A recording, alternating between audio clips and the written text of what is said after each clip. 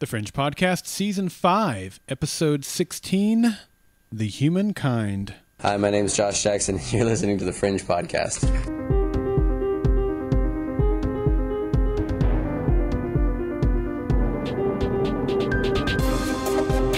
Support for the Fringe Podcast is provided by listeners like you and by this week's sponsor, Global Cash Card.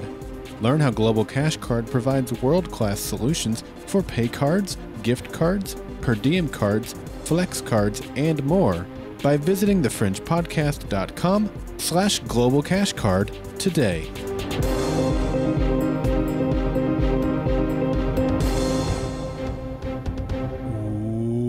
Welcome back to the Fringe Podcast, a podcast dedicated to the Fox television show The Adventures of Briscoe County Jr. Yeehaw! Do you remember that show? I do. That was awesome. Yeah? Wasn't it? I didn't watch much of it. What? I didn't watch much of it. What? I didn't watch much of it. Don't make me say it the third time. Who was in that? I believe it was Bruce Campbell. I'm not 100%. Okay. You know who Bruce Campbell is? I do know who Bruce Campbell is. Yeah, it was Bruce Campbell. Yeah. But yeah. I didn't know who he was at the time. Do you know who created it? Oh, come on, Daryl. I should know this. Yes, you should. It wasn't JJ. No, but you're... Is it Joss? No, you're it... in the realm of... when you say this, I'm going to go, yeah. Yeah. Mm-hmm. Who created it? Okay, there's two people. Okay. Came from another dynamic team of two. Okay, so it's got to be Kurtzman and Orsi? Nope.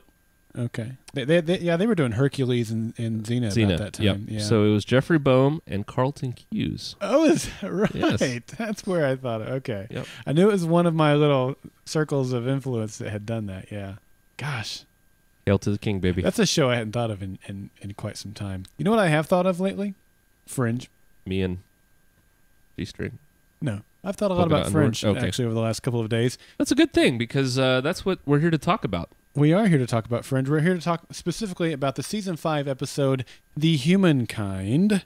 This was written by Allison Schapker and directed by Dennis Smith. Boy, I'm really glad you said that last name. I would have really wrestled with Smith. Smith is hard. Yep. You know, it's nice to see that he's come out of NFL coaching and is now directing TV. Probably a different Denny Smith, though. Yeah, I think that joke was lost on all but three of our Wisconsin audience. The Bears are who we thought they were. And we let them off the hook. That might help a few more other people know who Denny Smith is. I have no idea. One of the greatest meltdowns in NFL coaching history. I'm a man, I'm 40 quality. It's right up there with it, okay. Yeah. Hey, Clint, you want to do some Fringe Binge? Let's talk about this show that we like called Fringe. All right. It's time to get the scoop on Fringe. It's the Fringe Binge. The Fringe Binge. Okay, so we have some pretty exciting stuff to talk about in the Fringe Binge segment today. We've got a conference call that we were a part of with Jill Scott, who played Simone. Mm-hmm. I say we. It was you. No, it was we. I mean, it was our podcast, but you were our representative for the call. There's no I in team. You know that, Daryl, right? Time? There's no I in team. Okay. But if you rearrange the letters, you get me and at. Or at me. Or meet. Or meet. That's true. At me. Or my eat. Anyway, so we've got that for you today. We got some clips from that. We're going to be talking about the Fringe 100th episode / wrap party that took place in Vancouver last weekend. We're also going to be talking about our finale party. So we've got a lot of good stuff coming up for you. We're going to kick it off with some of the things that we pulled from the conference call with Jill Scott, as I mentioned, played the part of Simone in this episode. Yes, and for those that don't know, let me just give you a little bit of background. Jill Scott, an amazing, multi-talented actress. She was the one that played Simone, like you said. Mm-hmm. She has, correct me if I'm wrong, Daryl, which I might be, but I believe that she's taken home a Grammy or gotten several Grammys. Yes, that's right. Really talented musician. She really is. Go out and bing her. Yeah, you like that? Bing her. Uh-huh. Yeah, go out and bing her and check out some of her music. Really, really talented. Yep. Talented actress. She's been in a lot of cool stuff and has won some awards for that. She has. She's like the triple threat. And so not being familiar with her music or her television or, acting work before this, I didn't feel like I had anything valuable to bring to the table as far as questions go. How is that any different from this podcast? That's true. Well, I can witty banter with you, but I'd feel intimidated wittily bantering to her. So I see. I chose not to ask a question. However, based on some of the questions that she got, I probably should have. Is that fair to say? That's fair to say. It was tough. She was getting asked kind of some of the same questions, just worded a little bit differently, and trying to come up with a different answer for them. Right. But we got some good stuff out of the call anyway. And this first one, she's talking about how she got the part in the first place. So this is her response to that question. Fringe is one of my favorite television shows from its inception. I absolutely love all of the science fiction of it, the mystery of it, the science in it. The characters are wonderful and so rich. Walter, of course, is my absolute favorite. And I had met with pretty much every television broadcast company in America. And I kept saying, well, these are the kind of shows that I want to be involved in. I just put the word out there, and then, of course, I asked for it. I believe in saying things out loud. And I hit Fringe. So then it happened. Yeah, cool. It is cool. You could tell, that she had watched the show, was a fan of the show, and so she was also asked, why she thinks that Fringe is such a fan fave, and this was her response to that question. I think it's the writing. I do. I think it's how intelligent and how realistic everything is, without looking overly manufactured. I think human beings overall, we still really enjoy using our imaginations, and Fringe allows you to do that. And it's slightly scary and believable. There just might be an alternate universe. There just might be people on the other side that are like us, living a different life.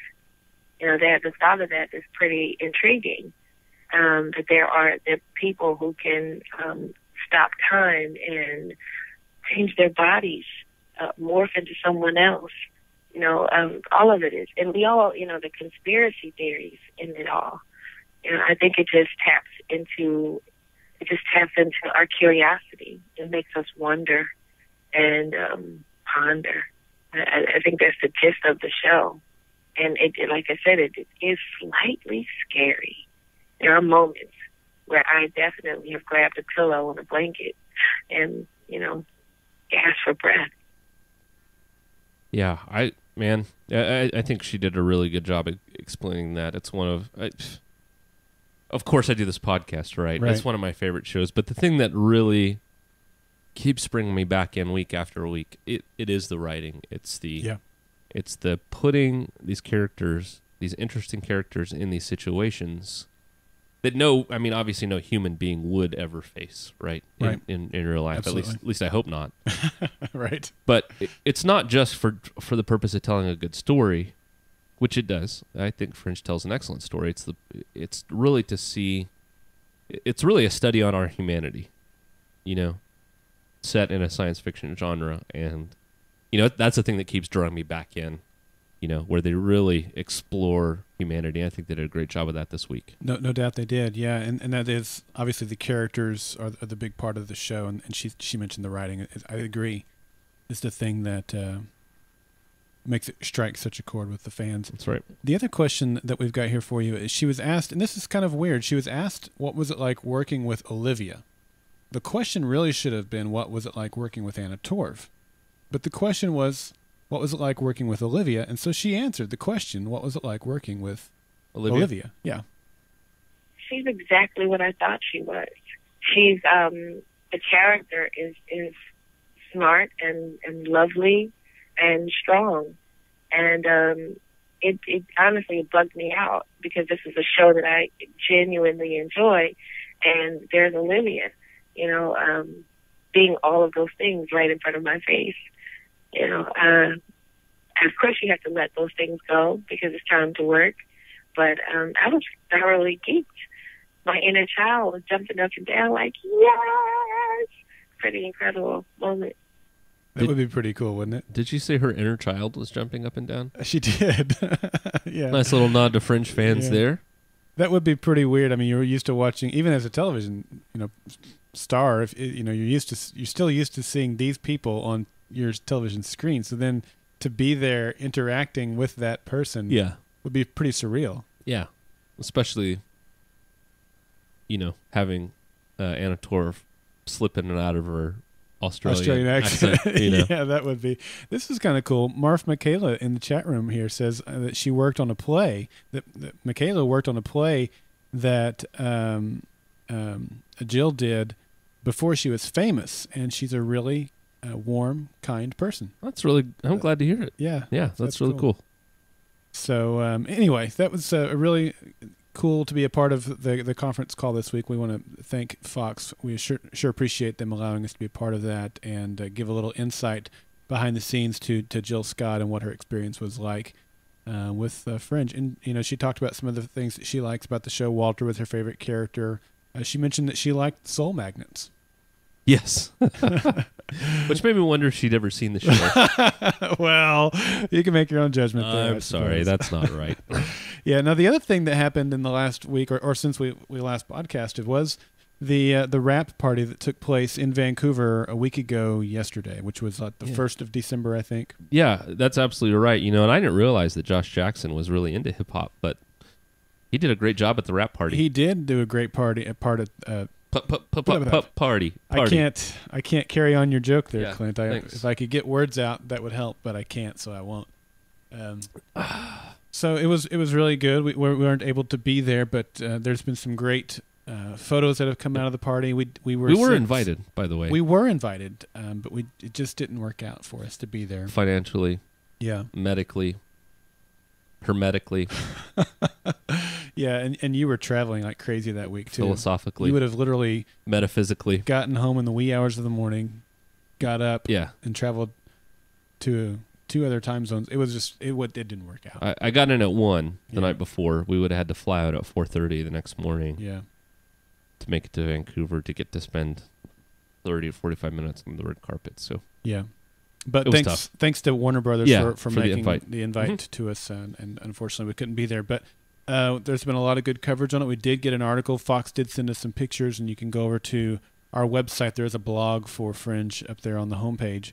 That's the Fringe Rap Party. They were celebrating the end of Fringe and the 100th episode.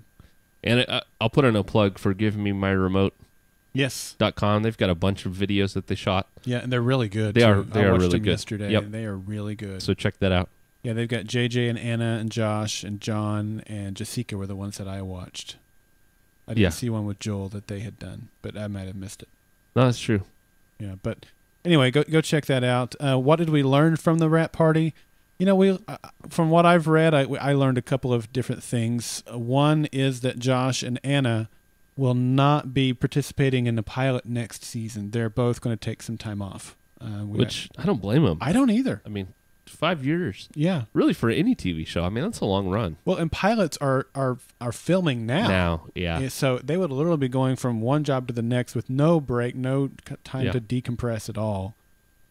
Plus all the billions of dollars that they made off Fringe. They can live high on the hog for a while. I don't know if they made billions, but I'm sure they can live high on the hog for a while. And so that we will not be seeing them in any new shows next year. But I'll bet they made tens of thousands. I bet they've done well.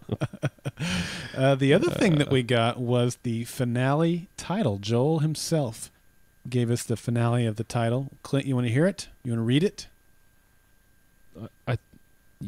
Yeah, but what? The finale title. Yeah. So, the I will. New Dana in the chat room said that it was disappointing that Joel didn't know the correct name of the final episode.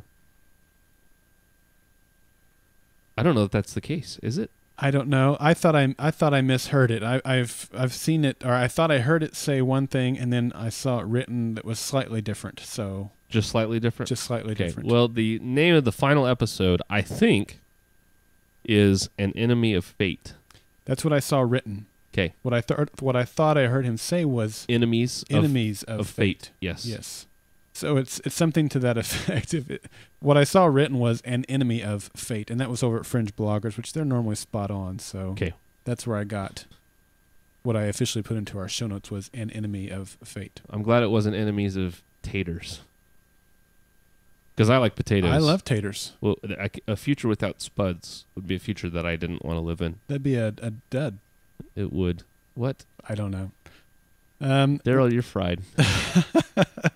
We also got some comments from Josh and Jessica this week that they were talking about the finale. They finished filming it this week. It's now been filmed. And so Jessica, and this came from her Facebook page, she said, just read 513. Man, it's weird to see, quote, end of series written on the last page instead of, quote, end of episode. Yeah, that's sad. Yeah. But then she says, best ending I've seen for a show, maybe ever. Wow. Yeah. And then John... Well, that just raised my expectations. It did, didn't it? To a point where there's no possibility of me not being disappointed. So, well, it'll be on there like Lost for you then. I hope not. And John said on Twitter, he says, we're filming the finale, one word, mind-blowing. I'm excited. Which, let's face it, Clint, the last two season finales have been mind-blowing with Olivia getting shot in the head. Huh? She's gotten shot in the head both times. She's going to have to get shot in the head again. That's what he means by mind-blowing, I'm pretty sure. She's going to get shot in the head again. That's right. You think? Boy, that one bad guy got his mind blown in this week's episode, didn't he? Yeah, he sure did. Did he have a name? I never got the names. Red Shirt too. That's right. Yeah. So that just means that I'm super excited about the finale. I am so excited. It can't be any worse than Lost. Well, I liked Lost, and now's not the time to debate that again for the umpteenth time. But Daryl, you do know that I bring that up every episode so that we can debate it. Well, I feel like we need to move on a little bit.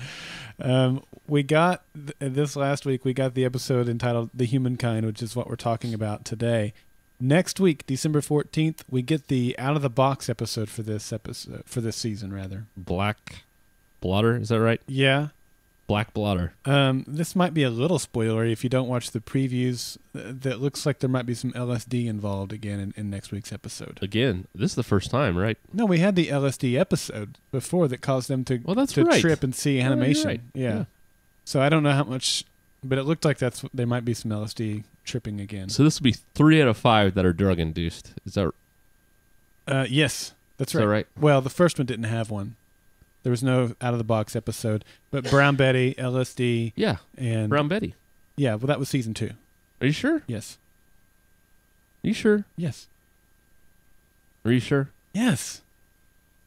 Anyway, then on December 21st, right before Christmas, we get the episode Anomaly XB-7... No, that's not right. Anomaly XB-6783746. The Female Observer. I will never, ever be able to remember that episode title completely. It'll be an Anomaly XB. That'll be what I call it from here on out. And O'Malley. Xbox. That's right. And then there's going to be a 2-week break, so no Fringe on the 28th or January the 4th. Coming back on January 11th will be, this is new, guys, The Boy Must Live. The Boy Must Live? The Boy Must Live. Holy cow. That gets me so excited. Why? The Boy Must Live. That was like a line we got an episode in, I was going to say Jacksonville. That's not right. But anyway, it was a line that September gave us. What was it? Was that Olivia in the lab in the revolver? With the revolver? Peter Pan. I don't know. But yeah, The Boy Must Live. Just kidding. January the 18th, the penultimate episode to the finale.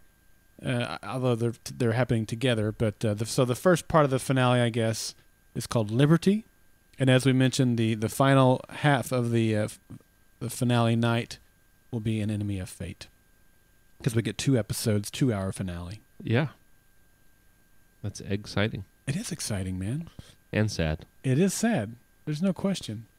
It's so we want everybody to come and come to Oklahoma City and join us for the finale. We hoped to have more information for you by this time. We have some. We do have some that we're going to share. We have plenty of information. We do. I think we have enough information to get people further down the road. That is correct. So the Fringe series finale will be 2 hours. Yes. Of course. January the 18th. January 18th. Our Fringe finale party will be in downtown Oklahoma City. Indeed. The thriving metropolis of Oklahoma. The Gotham City of Oklahoma. Oklahoma City has a great downtown. For Christmas, it's wonderful. And most of that will be gone by the time they get here, but it's still a wonderful downtown area. That's right. It really is. We're going to be having it at the what's called the Cox Convention Center here in downtown Oklahoma City.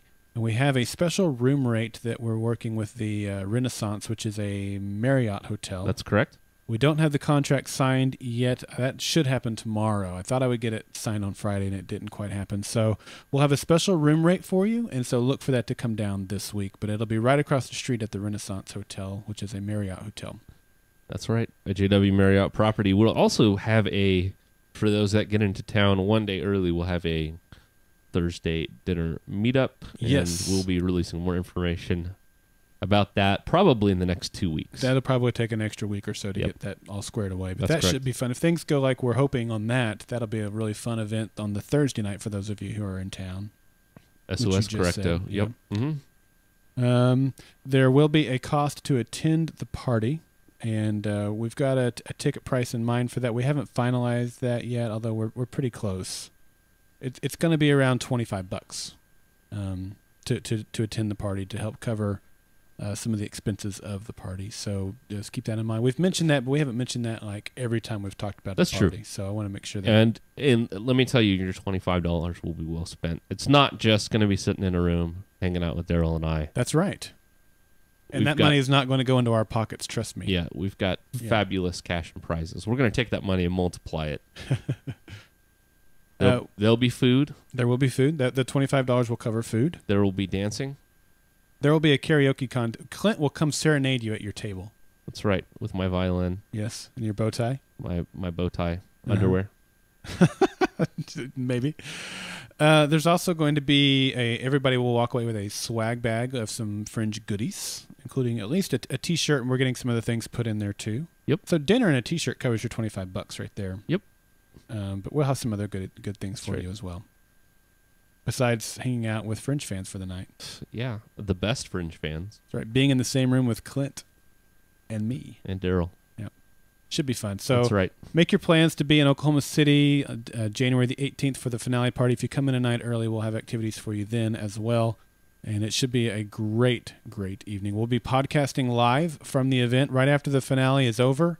We will also turn on the webcam. So if you're not able to make it to the finale party, we will be streaming the podcast portion of the party, so you can at least come over to the website immediately after the episode has aired. If you're in Central and Eastern, if you're over in Pacific time, you won't have seen the finale yet when we start our finale podcast.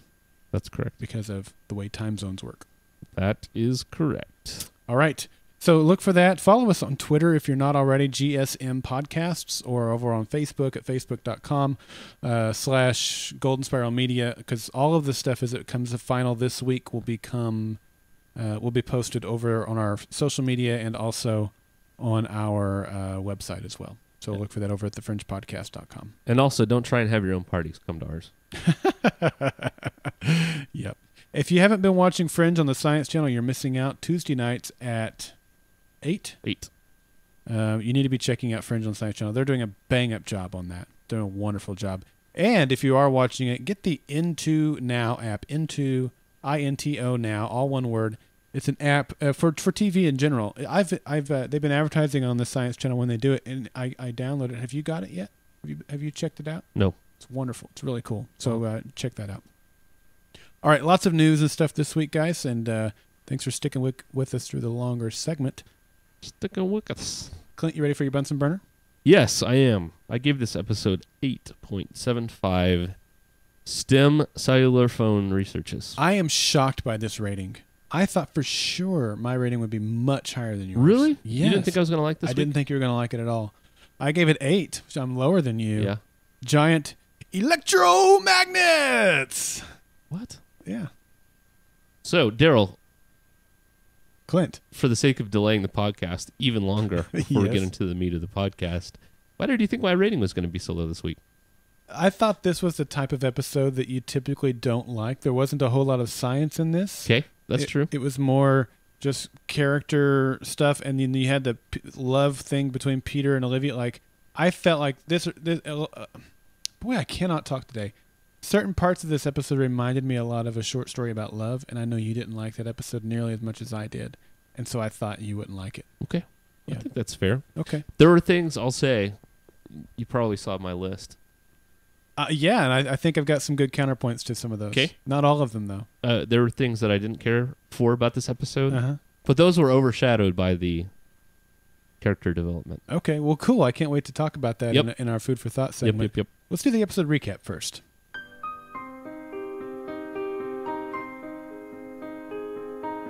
The episode begins at night with Olivia sitting in a car in an alley. She watches as loyalists tear down resist posters.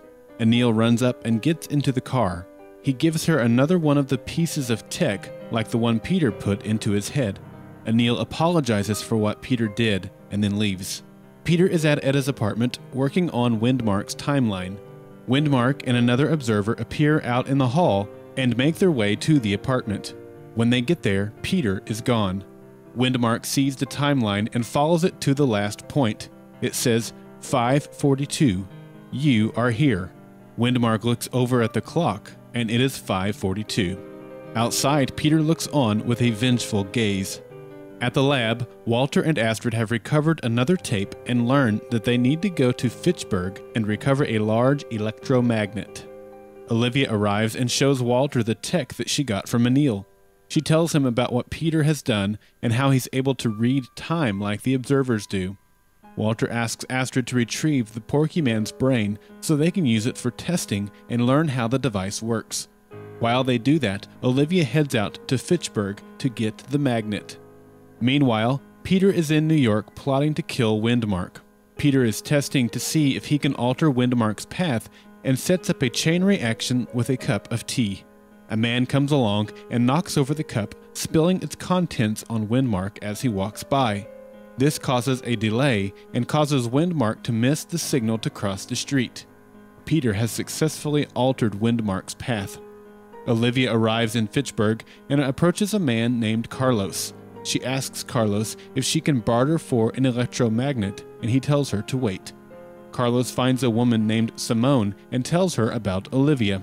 Simone looks at camera footage of Olivia and realizes that she is the one.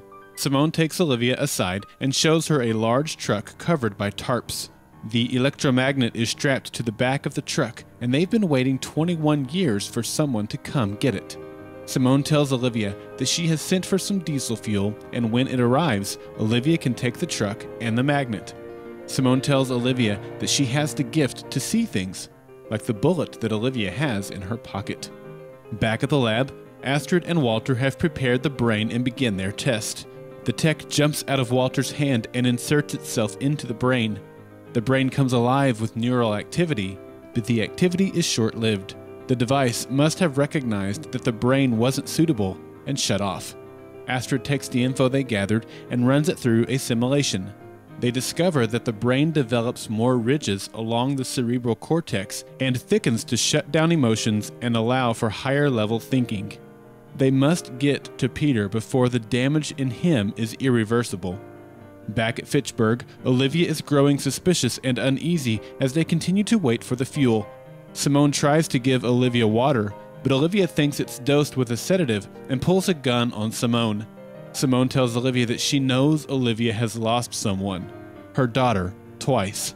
Olivia is still wary, so when the fuel finally arrives, she quickly prepares to head back to Boston. Back in New York, Windmark has led Peter to a secluded building. He is aware that Peter has altered his path, and now he has altered Peter's. Peter runs and flips off a nearby wall, lands behind Windmark, and punches him. Windmark fights back by disappearing and then ramming Peter's head into a brick wall. Peter punches Windmark several more times, and then a second observer appears and stabs Peter in the shoulder. Peter disappears and gets behind the observer and jams the knife into the observer's chest, killing him. Badly wounded, Peter disappears and vanishes into the crowded street. Olivia calls Anil and tells him that she's on her way to him. She comes across a car wreck and sees a man and a girl lying in the road. She approaches the girl and discovers that it is a mannequin. The man gets up and pulls a gun on Olivia. Another man emerges from the bushes and they overpower her. They take her captive so they can turn her in for a reward. They tie her up and put her in a garage while they call the reward wire to set up a time to turn her over. However, Olivia quickly finds a way to cut off her ropes and set up a trap. She makes a gun out of an air compressor and uses the bullet in her pocket for ammo. One of the men falls for her trap and she shoots him in the head. She then steals his gun and uses it to kill her other captor. She retrieves the bullet from a door and drops off the magnet. She then goes to New York and finds Peter overlooking a fountain. If Windmark passes the fountain, then he will know that he has set Windmark on the path that will allow Peter to kill him at exactly 5:13 the next day. Olivia pleads with him to not do it and to remove the tech. Peter resists her and tells her that emotion makes them weak. Olivia says that emotion is what makes them human. Etta still lives inside of them and no one can take that away. She tells Peter that they need to hold on to their connection with Etta. They cannot let her be erased. She tells Peter that she doesn't want to lose him again and that she loves him. Peter looks over at the fountain and Windmark is now there. He pulls out his knife, cuts into the back of his neck, and removes the tech. He holds it out in the palm of his hand. Olivia takes the observer tech and replaces it with the bullet that saved the world.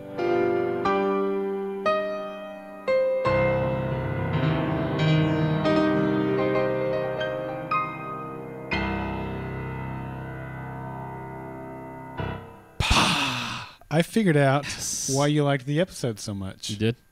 Because Olivia was all MacGyver-like in this episode. Exactly. You thought you were watching an episode of MacGyver.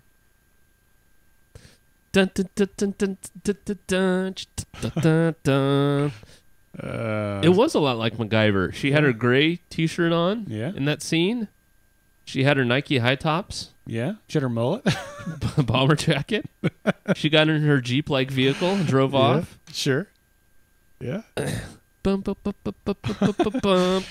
you have any science of tomorrow for us today? There was zero science in the show. In fact, there's almost anti-science in the show. Well, that's why I there's so many things that were unbelievable. Yeah. All right. Well, we'll get to those, I guess, but not in the. But not in this segment because I don't want to denigrate this segment by bringing them up in this segment. So let's get into the food for thought then. That's right. Root beer float. Butterscotch pudding. Mr. Papaya. Fruit cocktail. Coffee yogurt.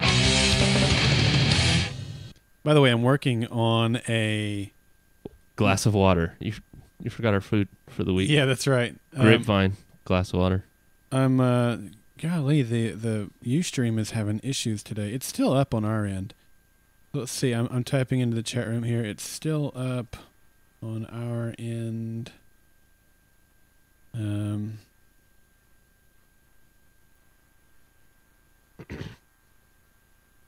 Stand by. All right, so we'll see if that comes right back up. So it's kind of weird. Like on the computer here, it's still saying that the stream is going. So it's definitely an issue on the Ustream end. What was I talking about, Clint? I don't know. We talked about MacGyver. You were going to tell us exactly where we saw the observer? No, that wasn't it. All right, I'm just going to go ahead and hit stop broadcasting here and give that a minute, and then I'll hit start broadcasting again. We'll see if it pops back up. Okay. So, yeah, there it is. The glyphs said plead, which is obviously misspelling of please because they ran out of letters. I think it was more like plead, as in Olivia and Walter pleading with Peter about stopping his path to become a full-on bald observer. That was one of the things that I had an issue with, but we'll get into that. All right. You may knock all these out up front, or do you want to save them to the end? Let's go ahead and knock them out. Let's get them out up front. Okay. Let's do it. Let's skip down to the end of the notes. I really liked this episode, but I really had a hard time with my suspension of disbelief this episode. Okay. What do you mean?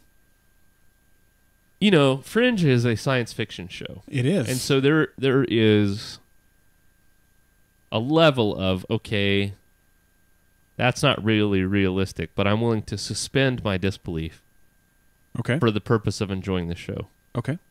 But I really had a hard time this week with that. Okay. I didn't, but so what were your issues? Well, I'll just go down the list. Okay.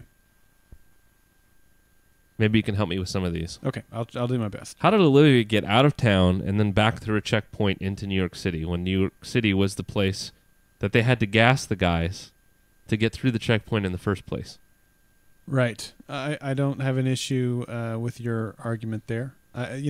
Peter also was in New York, fought Windmark, got wounded, went back to Boston. Walked to Boston. Walter patched him up, and then he went back to New York. And then he was back in New York. So they've done that a lot this whole season. They've always done it in the show, but more so this season. It's like Boston and New York are just... Are the same city. Yeah. So I won't disagree with you there. So that was number 2, the one you just mentioned. Okay. The firing bullet. Out of the air compressor cannon thing? Out of the low air pressure air cannon. Uh-huh. Out of the tip of a flamethrower that just happened to be there. Yeah. Which, if you know how a flamethrower works. You know how a flamethrower works? Not really. Okay. There's no way that would have worked. Period. Okay. I'm willing to suspend my disbelief a little bit. Okay. But when you have a bullet that's already been fired. Yes. That's all wobbly and lopsided. Right. And it goes in a tube where there's air gaps around it. Right. And it's got a hole in the middle of it. It's going to go... And you're using a rubber tube from 15 years ago. Yeah. That obviously is going to have holes in it. Yeah, it's going to go... thunk, and then fall out on the ground, and then you're going to get shot in the face. Yeah. But at the same time, I liked how they brought back resourceful, do what it takes is to escape Olivia, who's going to kick your butt. Because she got captured. That wasn't like her to be able to get captured like that, although she did get struck across the face. Yeah, pistol whip. Yeah. So I felt like that was redeeming, that she was able to find her way out of that and kick a couple of guys' butts in the process, or kill a couple guys, really. And we've seen her be able to be a dead shot in the past, so I felt like a lot of that still kind of lived up to what Olivia's able to do. And not only that, but it was a used bullet. Yes. That was a clean shot that went all the way through his head with no brain spatter. Yeah, that's true. That got stuck in a door. Right. With just a tiny tinge of blood on it. Right. You wanted more gore, huh? It just wasn't realistic. Okay. Again, that's a whole suspension of disbelief. Okay. Thing. Olivia, remember the universe ripping apart in 20, whatever the future episode was? Yeah. The universe being torn apart. Right. And moving things with her mind as her cortexiphan ability, where she got shot in the head by Walternate in the future, but she didn't ever actually exist in that future. No, she did. She did. No, she didn't. Only Peter went there. No. Last season, you could say that the worlds got torn apart when Bell was doing his thing, but she also moved Peter with her mind as he was fighting David Robert Jones. Okay, that's if I had moved you with my mind, I would have said, I've done some incredible things. I've moved people with my mind. Right. It's not a thing. Well, the only thing that she's ever moved with her mind that I'm aware of, the boxes in the lab. In that episode. Yeah. That she didn't experience. Right. But she did technically move Peter with her mind. He's not a thing. Especially after caring so much about him. Well, at that point, he was an observer and not like a human, so he was a thing at that point. That's a weak argument, I admit. Okay. How did Olivia learn how to drive a big rig so fast? What's so different about it? That wasn't like a semi-truck. It was just a big truck with a flatbed trailer. It is like a semi-truck. You think it's got like a... I don't know. To me, it would be like getting in like a Jeep. Yeah. It's not. Okay. It's a big rig truck. Well, I don't know. Really? You're going to criticize it for that? Do you really want her to say, I'm sorry, Simone, I can't drive this back. I've never driven a big rig before. This is point 15 on like 73 points. You're getting really nitpicky if you're upset about that. I'm not. I'm just saying. Okay. This is like that was a grain of sand on the ocean of issues that I have. Okay, well that's hardly a grain of sand worth pointing out. Yeah, we're getting into the good stuff now. Okay. So how did Peter get the tech out of his brainstem when he did it to the Observer, it killed him? I see. That's the thing. I think that because he hadn't gotten to the point of no return, he was still able to get it out without him killing him. Now, the wound itself should have killed him. Okay, but he took a knife and jabbed it into his brainstem. But putting it in there in the first place should have done the same thing, and it didn't. We've already suspended that level of disbelief. No, this is different because that went in on its own. Yeah. This he had to dig out. Yeah. Okay, I hear what you're saying, but to me, the what killed the Observer when Peter pulled it out was that he couldn't function without it in there, not the wound itself. No.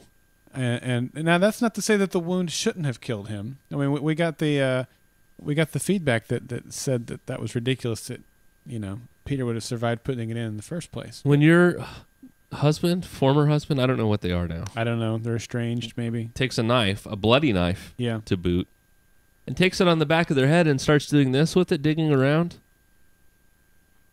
Aren't you going to stop them?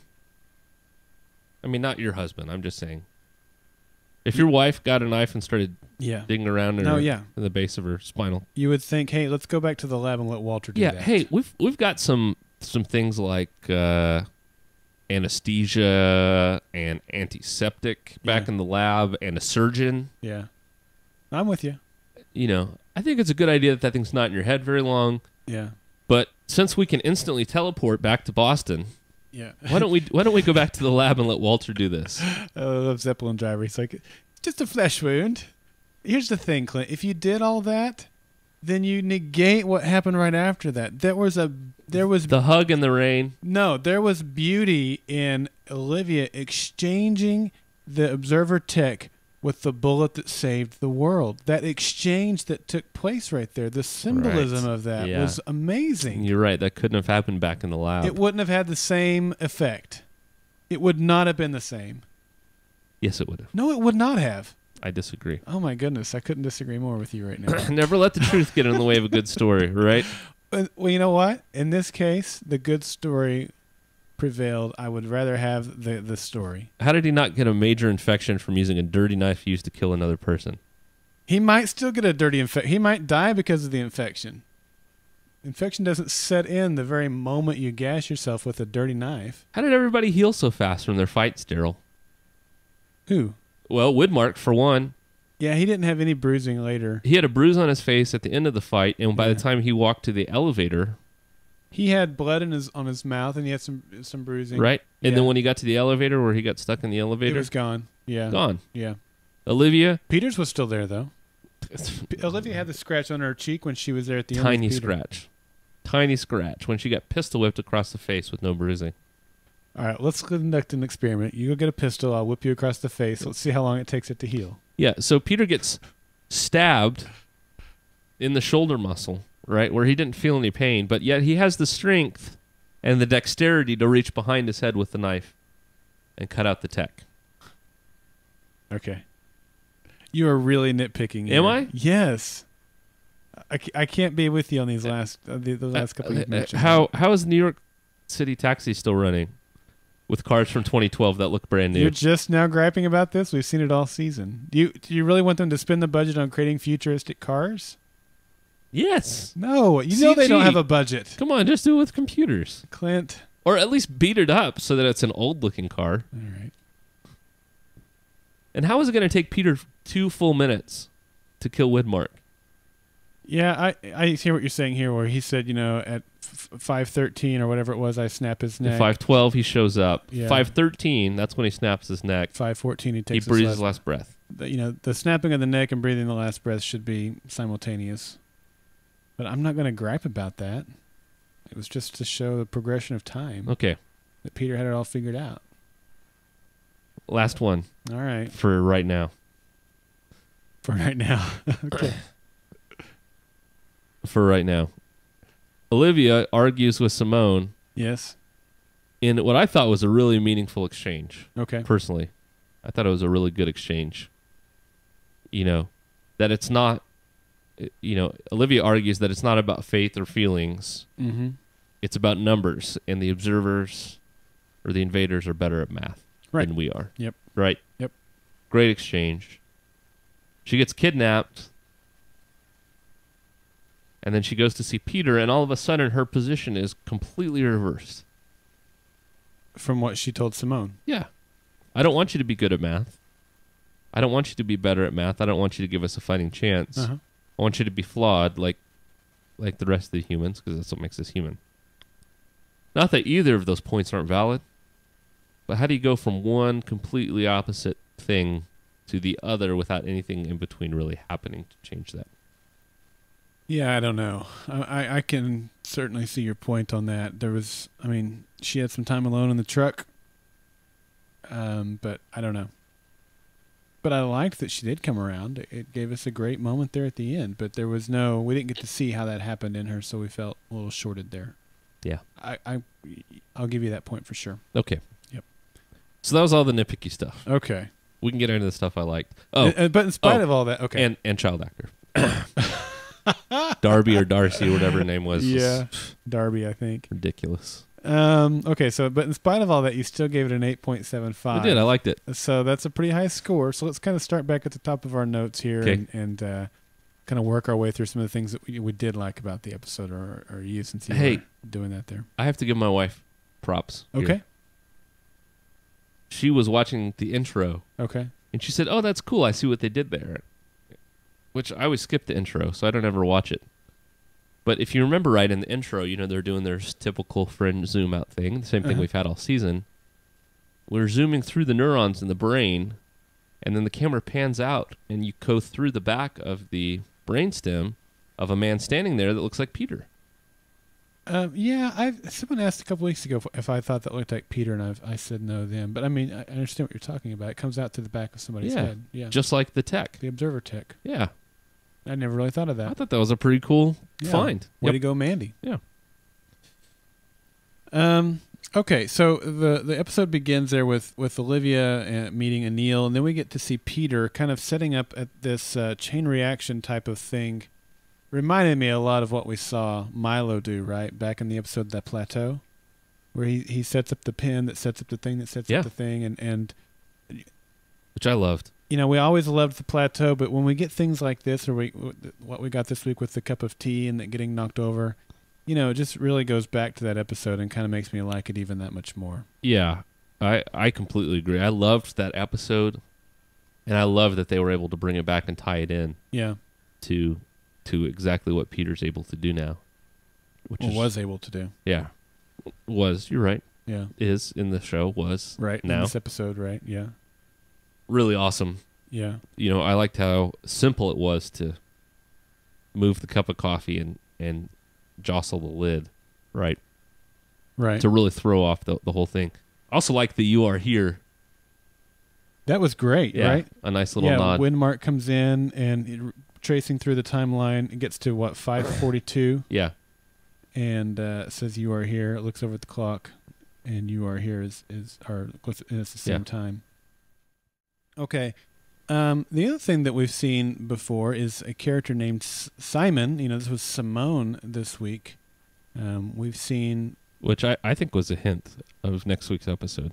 Okay, what do you mean? I think we're going to have Raven Simone come do the episode next week. Yeah, I don't know, but what is the deal? We had Belle with using an alias as Simon. We had, obviously, the Henry Ian Cusick played a character named Simon, and now we have Simone.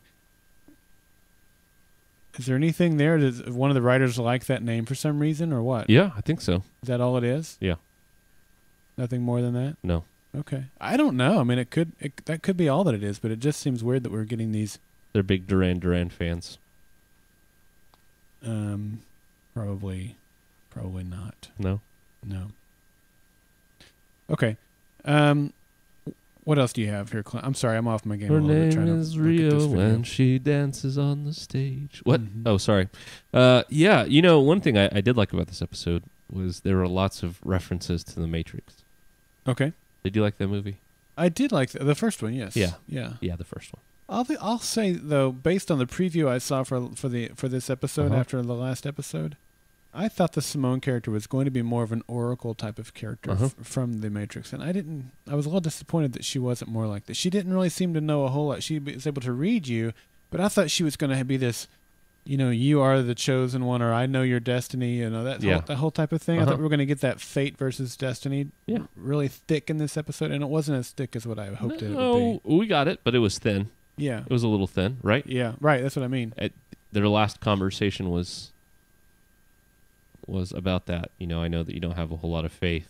Right. And then Olivia taking the opposite point and then later changing her mind for no apparent reason. But I thought that conversation was very similar to the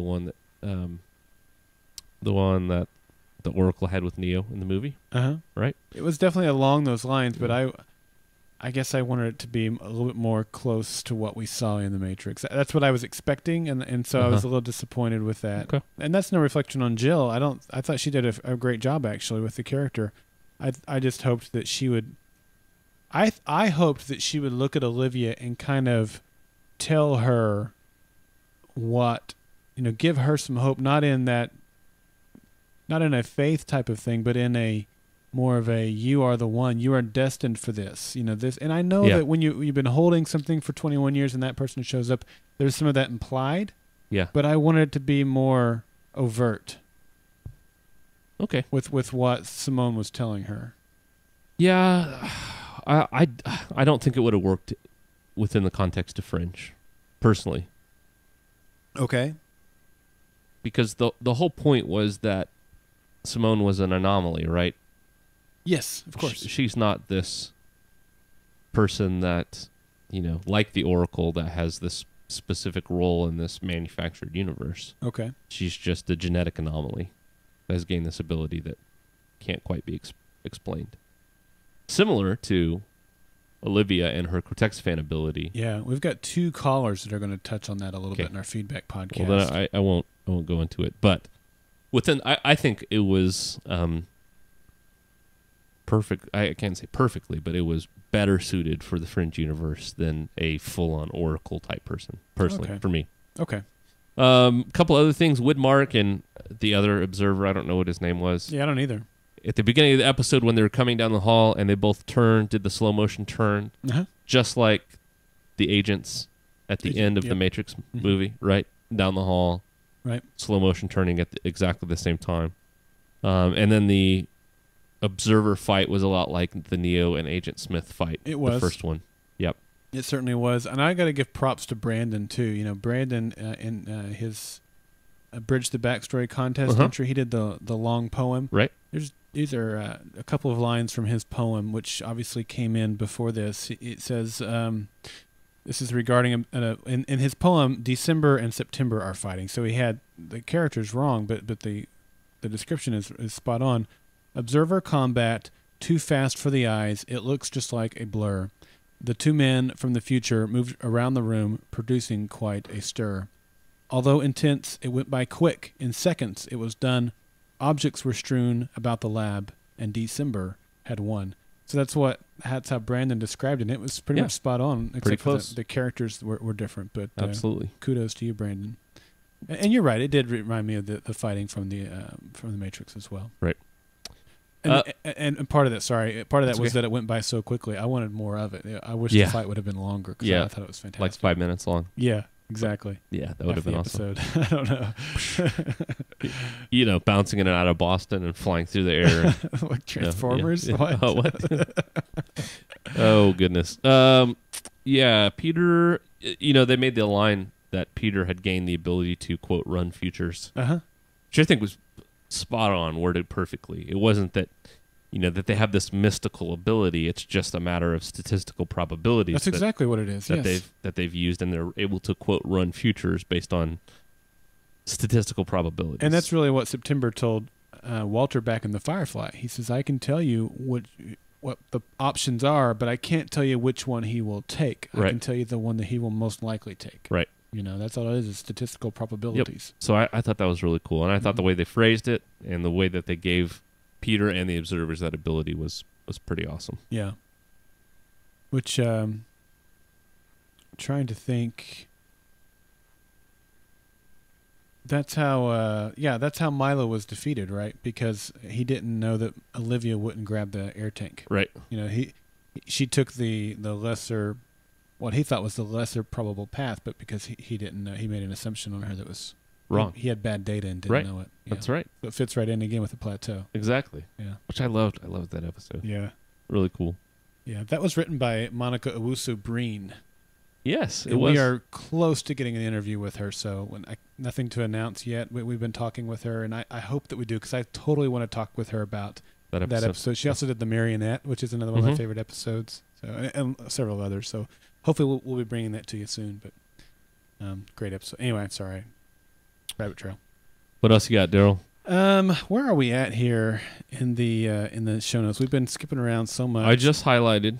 Are you getting my highlights over there? Yeah, I highlighted something you haven't talked about, but you had your cursor on it. So. Oh, the Truth Church thing. Yeah, that was interesting because we haven't, to my knowledge, we haven't. It's the first we've heard of it. It's the first we've heard of it. Yep. So it's a place where the observers can't read you. Is it that they can't read you because there's some sort of device or something that is actually blocking their ability to do that, or is it just like a Highlander thing where we're going to make a truce? We go to a church, there's a truce there. We're not going to do anything on the grounds of a church. Now, I said it was a truth church, so I don't think it was exclusively any church, but it certainly reminded me a lot of Highlander.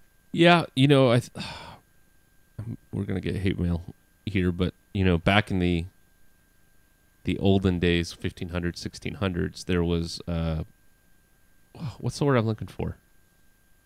Where if you committed a crime, there was, is it amnesty?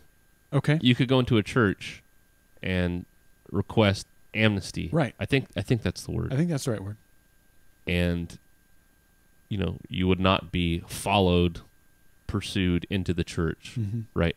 Or a monastery, you could do the same thing. Right. Is that right, chat room? Sanctuary, not amnesty. Yeah, asylum is the word. No, is that right? No, sanctuary. Yeah. And there was a thing similar to that in the Bible. You had some Old Testament towns that were specifically designed for that. If you had committed a crime, you could flee to one of these towns. And was one of them named Australia? No. But you were safe as long as you stayed inside the city, and you had to stay there for a certain number of years before you could come out. And otherwise, if you came out of the city, you could be killed on the spot if the people were there to avenge whatever, usually a death or something like that. So, yeah, I remember that. Now that you mention it, where they talk about Snake Plissken and his escape from New York. No, Clint. Escape from L.A. Sorry. I don't know. I mean, was that just a one-off thing? Are we going to learn any more about that? Does it matter if we learn any more about that? Nah, I think it was just one of those nods to. Well, the reason it cool strikes future. me as worth bringing up is not only because it was new, but I mean, here we are looking for a way to overthrow the observers. So if there is something physical in that truth church that prevents the observers from being able to read them, I don't think so. You know what I mean? I think it's just a truce. Okay.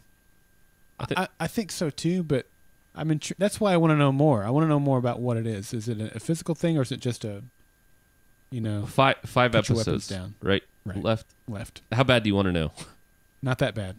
Okay. Because we're gonna get the answer to how the observers are eradicated. Yeah. And I doubt that it involves that, but That's I'm just true. curious. Let me chase a rabbit for a second here, Daryl. This is important. We got 5 episodes left. Yes. Top 3 questions you want answered in the next 5 episodes. If you only get 3 answers, what do you want them to be? Wow. I know what I want. Well, I want to know how to get rid of the observers. Okay. I want to know... You want to know how or that? Is how important? I guess the specifics of how aren't necessarily important, but I want to follow along with it, how it happens along the way. So I don't want it to just be this thing that we don't know anything about. Right. Hey, I built a device. Okay, press the button. Right. The observers are eradicated. Right. Yeah. Gosh, top 3. I haven't put any thought towards this, Clint. Caught him off guard. How about I mean, I want. I don't. This isn't an answer, but I do want Olivia and Peter to have a hope for a future together. Okay. And I don't know that has to involve Walter. Okay. I love Walter. Don't get me wrong. I'm not hoping for his death, but answers though. What answers do you want? Gosh. These are conclusions. I want to know if William Bell created the observers. I want to know if my theory is going to get proven right Okay. or not. That's a big one for me. Okay. And getting September back. Do you need to see September? No, I want to. Do you think you're going to see him now? Yes, I still do. Okay. He's the dove. Is that one of the answers you want? Who is the dove? No, that's not top 3. I don't know. What are your top 3? To be honest, this is a weird one. I want to know why there's no female observers. Okay. That's an important one to me. Okay. I would like to know that. I will be mad because we were told that we're going to find out this season. Yeah. And as far as I know, unless I missed it, we haven't been told. I don't believe we've been told either. So. That's just one, though. What else?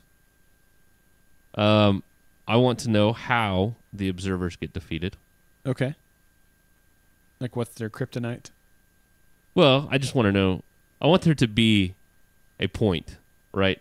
I don't want to get to the end of the show and be like, well, just kidding. This future doesn't really exist. Everyone's in purgatory. Yeah. Everyone's already dead. And then have a church with a white light. That's not going to happen. And if it's a cork in a cave, that's also not going to happen for me. Yeah, that's not going to happen. Okay. All right. That's 2. That's 2. I don't know that I need anything else. Okay. Do I? Do I really? Do you want to know anything anything else? about William Bell? No. No? I'm done with William Bell. Really. Are you? Yeah. Okay. I would like to have a happy ending. I would like to have a happy ending that I did not expect, but is still satisfying. Okay. I don't know if that's something I need to know or not. I don't know why that's such a big deal, but I would like to find out. About the female observers? Yeah, I would. I would also like to find out, who Donald is, of course. Yes. Is on that list. Right. Like to find out what they have to do with Inner Child. Okay. I'd like to know that, too. Yeah. Well, I think we'll get more. I think we will. Because I think we'll see him again. Yeah, and I think we're going to get the story on the Donald, too. I would like to know a little bit more about what kind of experiments they're doing on Simon. Yeah. I would love to see him again, but I don't think we are. I think that was just hey, he's really dead. Yeah, I think you're right. I had hopes, but my hopes for that are pretty much gone. And, Edda, I think she's done. Don't you? I don't think we're going to see her again. I thought we were going to see her again, and now I don't think so. Well, it's interesting you say that because I've actually got a note here in our show notes that basically says that at one point I thought that the only way that we could get a happy ending was if we got a reset to the park. Remember you and I had talked about that? Right. I'm no longer there. I think I can totally get a happy ending. Like I said, if I see hope for Olivia and Peter, and it doesn't have to include Edda or Walter. Yeah. There are lots of places in town if you really want a happy ending. All right. I'm not going to touch that, Clint. There are lots of places in town that... Never mind. This next one I already talked about, the faith and hope and in terms of it's still looking at kind of this faith versus destiny versus science, this whole dynamic, we saw more of that. We already talked about that. I guess Peter really answered this for us, but I was still wondering if he will even try. I mean, Peter knew where to be to kill Windmark. If Windmark came to the fountain, then he would know at this time he'll be there, at this time he can snap his neck, and at this time he'll stop breathing. So he's still there, but without the observer tech to give him the quickness of speed, I guess he's not even going to try it now. I would just set off a bomb. Sure. I mean, why not? Why not? Or set off a Fringe event, right? Yeah, I mean, that's the point. I mean, melt Woodmark's face when off. And where he's going to be are you not going to do anything about it now that you don't have the tech? Yeah. But it is one of those things, like, to use a terrible example, like Al-Qaeda. Yeah. Where, you can kill Windmark, but isn't there just going to be somebody else take his place? I'm glad you said that, because I don't know that killing Windmark is equal to destroying eradicating the observers. It's not. And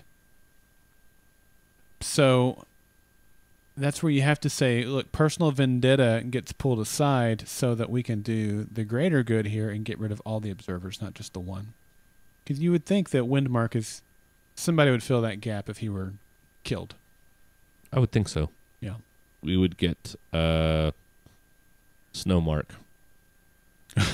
Maybe. Or Earth. Stiff breeze mark. Earthmark. Yeah. And Firemark. Firemark or Bill? There's Earthmark, Windmark, and Firemark. Wind and fire, I like it.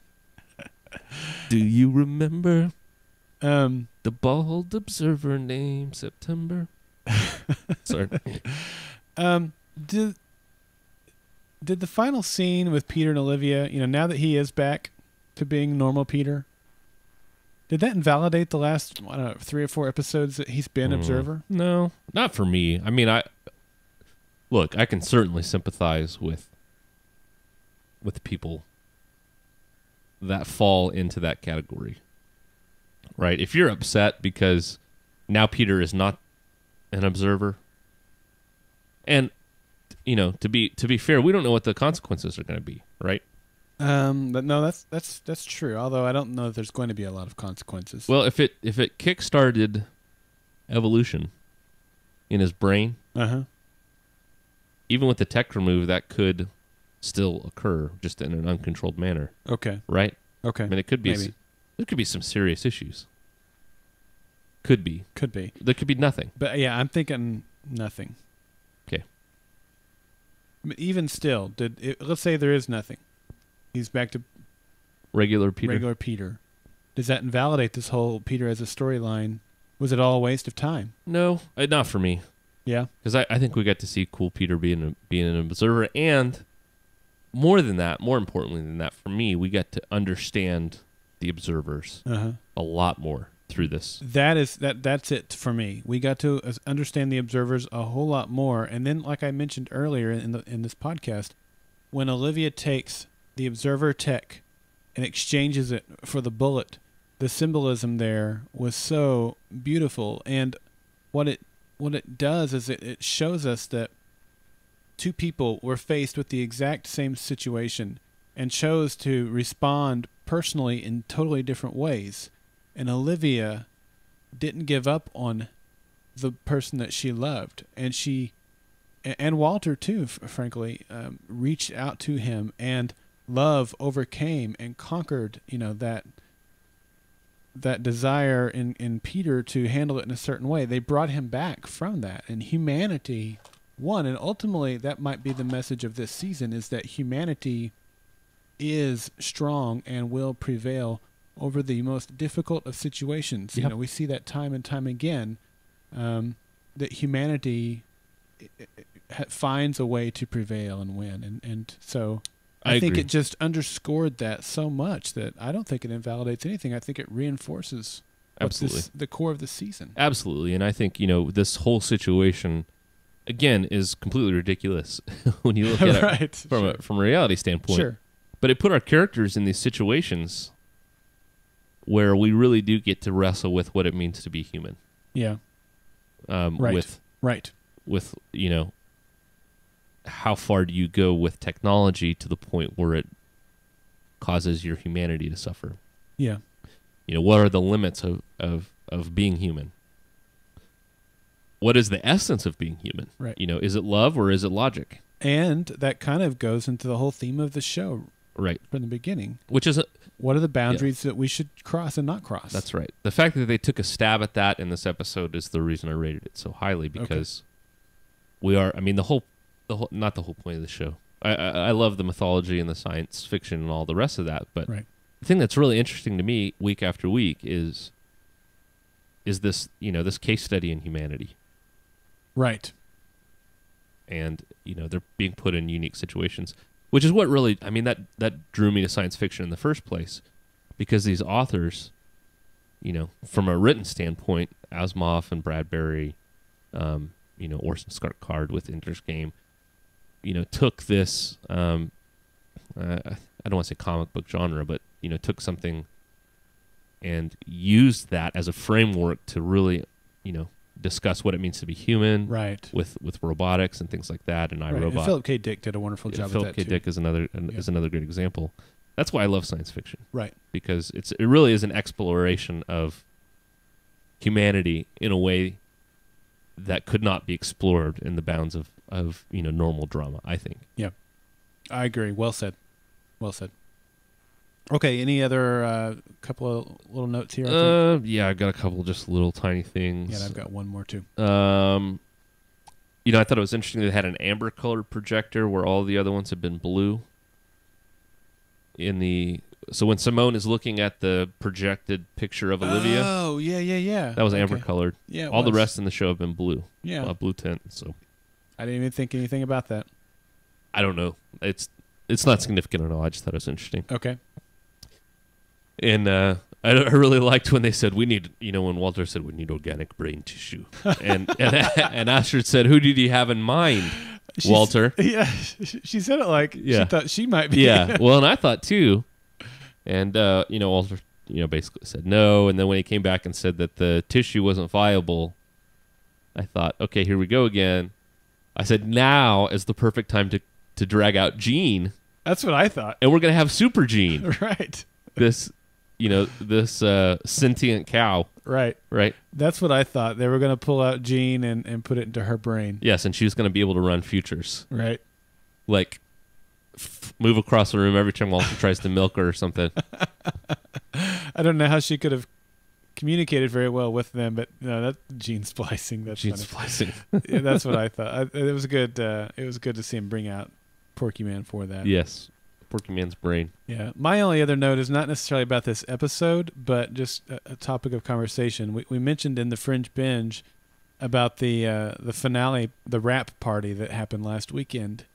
And Michael Cerveris was not there. Lance Reddick was not there. I did ask one of our contacts at Fox about both of those guys. Yeah. Particularly Lance, I thought was interesting because they weren't done filming yet.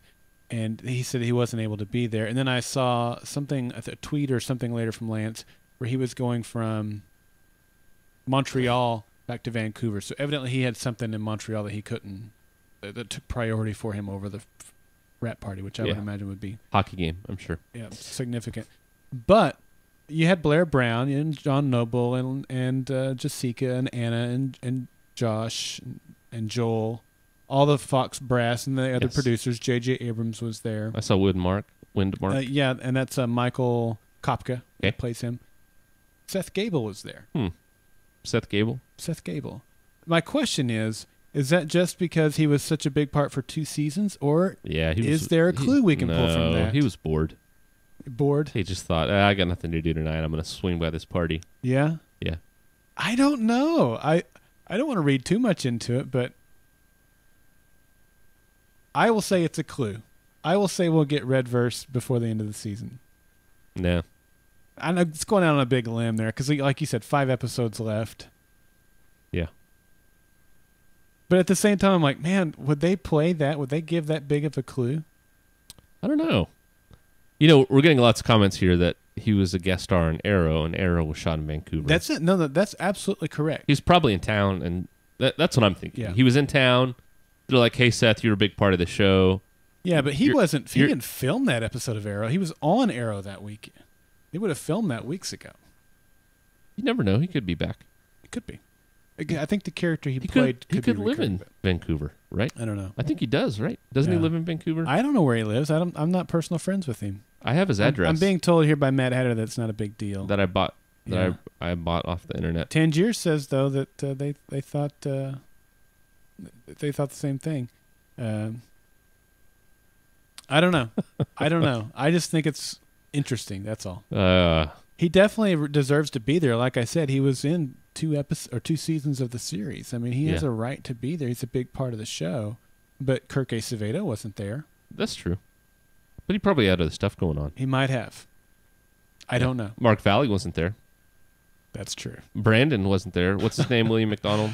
Ryan McDonald. Ryan McDonald. Yeah. All right. So maybe it was nothing. Okay. Anything Gene else? wasn't there. Your mom wasn't there. Whatever that means. Okay. Anything else? Yes. I have one last thing. Let's move on to quote of the week. All right. Oh, it's the quote of the week. You never know what's gonna happen. Quote of the week. You better get right down and vote for it now. Quote of the week. You never know what's gonna happen. Quote of the week. You better get right down and vote for it now. Word. We have Agent Jessup wasn't there. That's right. And Megs and PA says Mark Valley can never come back, and I got Fringe in the divorce. Yeah. What was her name? Megan Markham? Is that right? Who? The lady that played Jessup. I don't know. Anyway. All right, Clint. This is going to be fun this week because the quote that won is the quote where Peter is telling Olivia, they're talking at the same time, which means we're going to have to do the same thing. Okay, so who? I'll try not to do, this is Olivia. I'll try not to do that. So you're going to be Olivia and I'm going to be Peter? I'll be Olivia. Okay. I moved my computer over here so I can kind of see it and you at the same time. Okay. Because the last line is all we have to do together. Okay. What have you done? I used a toxin from Walter's cold storage. The flesh-eating toxin that killed everyone on board Flight 627. Our first Fringe experience was their last. That's why you knew they wouldn't be coming for us at the storage site. You knew that they would still be responding to your attack. You can't do this. This is dangerous.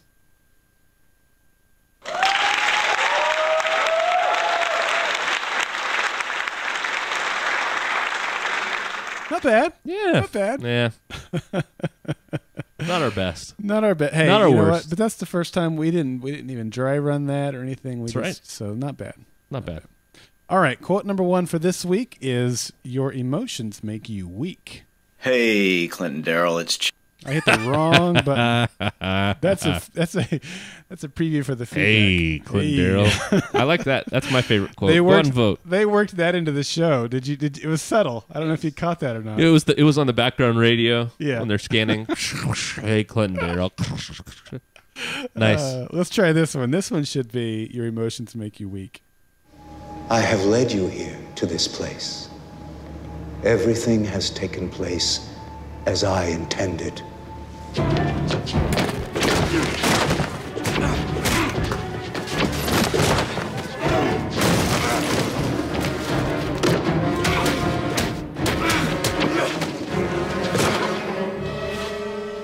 This was what she saw. This was her last thought before she expired.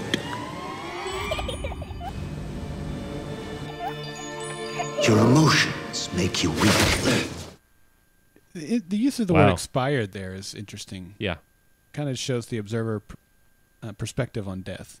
It's just well, especially human deaths, people that they consider ants. Yeah. Well, right? I mean, even I think their own. I mean, when they lose one of their own, I don't know that they really. He was expired. Yeah. Yeah, they have no emotion. Right.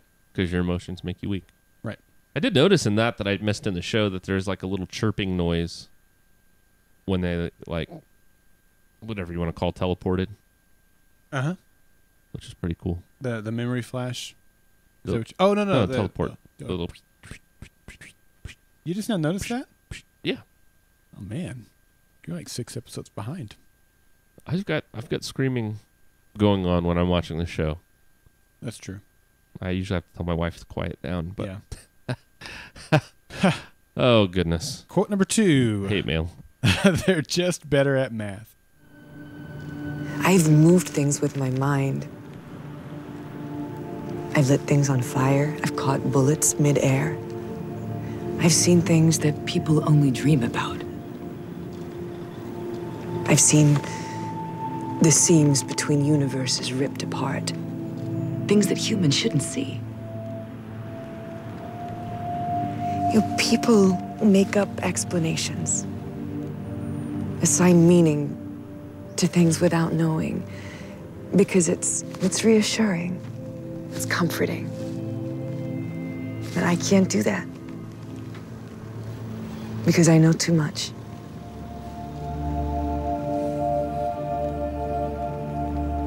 It's all just numbers.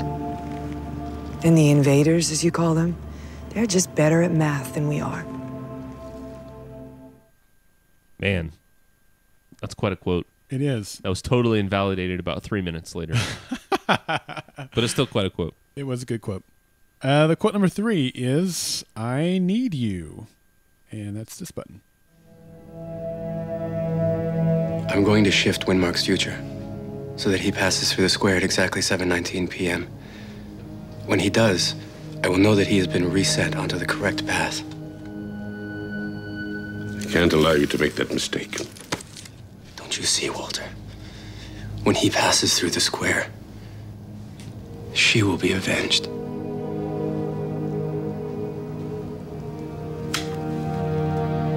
We all want Windmark dead. The plan outlined on the tapes is the way to do it. We need you, son. I need you. That was a good quote, too. It was. And the final quote, another good one, is... Hold on. Can I say something? Yes. Because I forgot the 2 major plot points that I wanted to bring up because I didn't add them to the notes. Okay. This is my little whining. Okay. Number 1, really, he couldn't wait one day to take the thing out?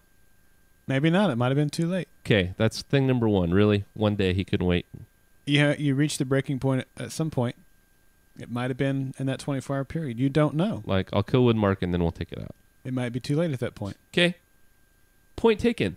So he knows exactly where Woodmark is because he's looking at him in his binoculars and he still has the thing in. Why didn't he just flash over there, kill him real quick, snap his neck, flash back, and then dig the thing out? That's a great question. Okay. Next quote. All right. The final quote is, you're one of us. One of us. One of us. Emotion is our weakness. No, Peter, it's our strength. Because it's the one thing that they don't have. Now, we need to hold on to our connection with Etta, feeling what we felt for her, or she dies all over again. And we cannot let her be erased.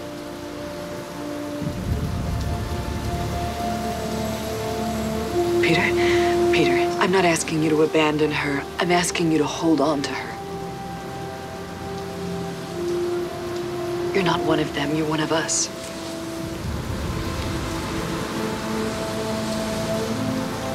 I want you to listen to me. I'm not going to lose you again. Tough this week, isn't it? Yeah, it's a really tough choice. That was such great music and sound work. I wrote that down, too. Yeah. I was going to bring that up. Man, Chris really good. Tilton again. Fantastic. Yes. Yeah. Fantastic. I can't wait till this one comes out on... The Ray of Blues? On mini disc. I had a mini disc player once upon a time. As did I. Okay, you had an HD DVD player, too. Daryl, really? Yep. That's right. I'm going to bring it up every chance I get. I took it back to the store and got a full refund, just so you know. All right. Hey, so before we get out of here again tonight, we want to remind you guys to follow us on Twitter and Facebook. Check out the website this week as we will be announcing all the final details of the Fringe finale party here in Oklahoma City. Friday, January the 18th. If you're in town the Thursday before, we're going to have activities that night too. So be looking for that. If you can't come to the party but want to help, offset some of the costs of the party, you can do that by making a donation here to the podcast, going over to thefringepodcast.com/support. That'll redirect you over to goldenspiralmedia.com/support. And you can make a donation there, or all the links to our affiliate accounts, whether it's Amazon or Newegg or iTunes. We have them for Hulu and Netflix and all kinds of places over there. So if you're going to be making any purchases this Christmas season or after through any of those links, we would sure appreciate using our affiliate link, and so we can get a commission off of that. So we're trying to keep the cost to you to attend the party as low as possible. But it will be quite an expense to put it on, but we're happy to do it. True. It's going to be fun. That's right. Yep. And we're looking for some sponsors too for that. Word.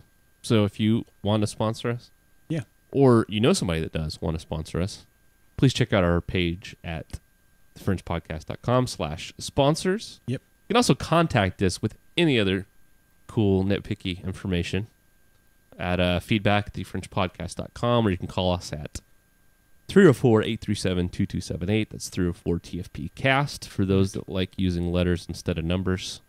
If you're a numerophobe. A numerophobe. That's right. You can follow us on Twitter at GSM Podcast, Facebook at facebook.com/Golden Spiral Media, SoundCloud at soundcloud.com/Golden Spiral Media, and you can go to thefringepodcast.com and click on our Snow Half Pipe button there on the side. Or what? That allows you to put vocal stuff into our email box. I don't know how these fangled computers work. But wow, that was interesting. So, all right, guys, thanks for joining us for this episode of the Fringe Podcast. Be sure and check out our feedback episode coming up immediately or in 3 days, depending on whether you're live or not. That's right. And until next time, stay Fringe-tastic. Keep it nerdy. The Fringe Podcast and Golden Spiral Media are not associated with Bad Robot Productions, Warner Brothers, or Fox. Golden Spiral Media's use of any and all copyrighted material is only for parody, news analysis, critique, or educational purposes as provided within United States Code Title 17, aka Fair Use. For advertising opportunities, our live show, and other Golden Spiral Media podcast productions, visit goldenspiralmedia.com. Copyright 2012, Golden Spiral Media.